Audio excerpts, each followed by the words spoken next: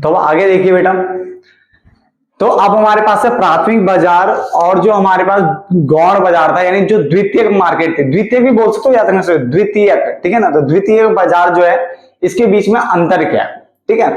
तो सबसे परिभाषा की बात करते हैं। परिभाषा वही है जो मैंने अभी आपको पढ़ाई थी, पार्ट नंबर शायद सेकंड में मैंने पढ़ाई थी, वही परिभाषा है कि यह वह बाजार है जिसमें दीर्घकालीन पूंजी एकत्रित करने के लिए, यानी जो लॉन्ग टर्म जो कैपिटल अगर आपको चाहिए, दीर्घकालीन पूंजी चाहिए, तो उसके लिए प्रतिभूतियों को यानी सिक्योरिटी को पहली बार यानी फर्स्ट टाइम बेचा जाता है।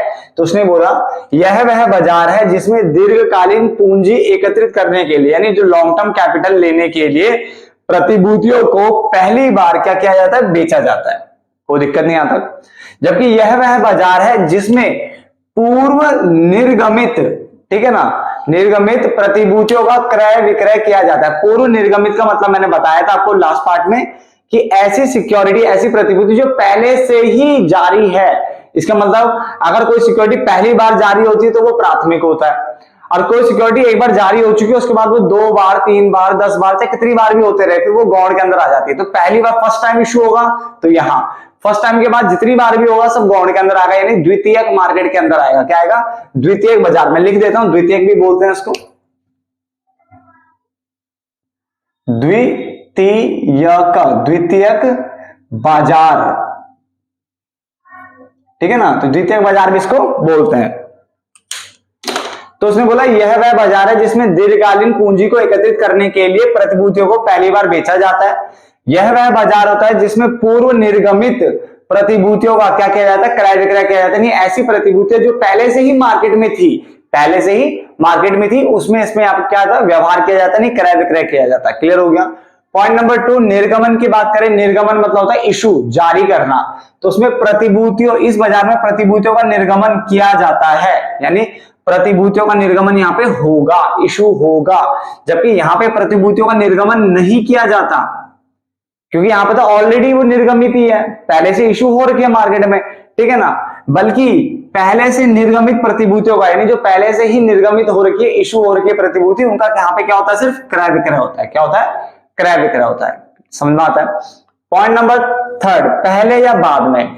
तो यह गौण बाजार के से पहले आता है, तो ये द्वितीयक मार्केट से पहले आता है, तो गौण बाजार से पहले आता है। यह प्राथमिक बाजार के बाद आता है। तो 3 पॉइंट प्लीज ध्यान से सुनना, इंपॉर्टेंट है अपने आप में ये।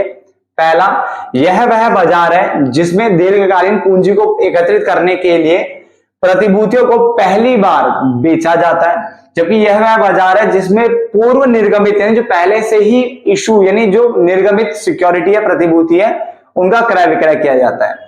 इस बाजार में प्रतिभूतियों का निर्गमन होता है, यानी इशू होता है, जारी होता है, कि पहली बार है तो जारी जरूर होगा।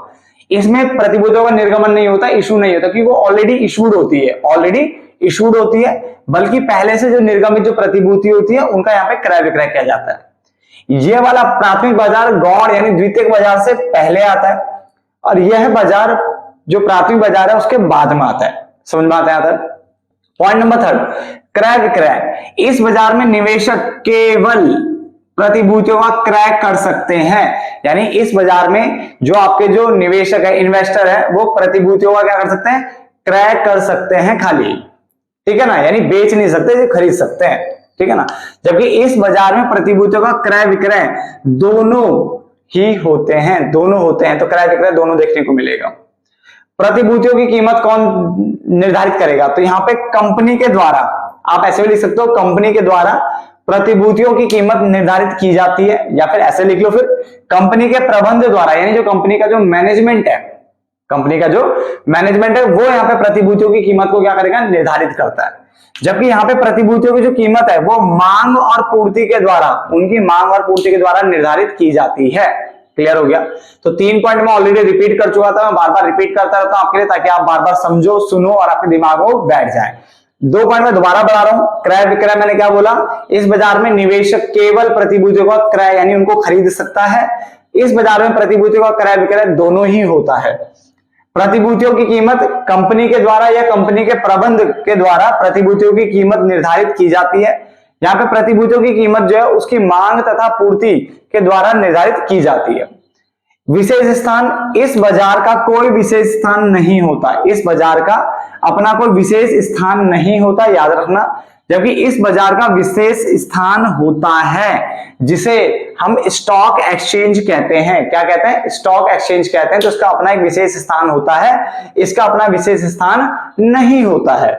उसके बाद माध्यम की बात करें तो यहां कंपनी के द्वारा सीधे डायरेक्टली या फिर किसी मध्यस्थ की मदद लेकर के, यानी बिचौलिए की मदद लेकर के माध्यम से प्रतिभूतियों को बेचा जाता है। तो यहां कंपनी द्वारा सीधे या फिर मध्यस्थ के माध्यम से क्या किया जाता है?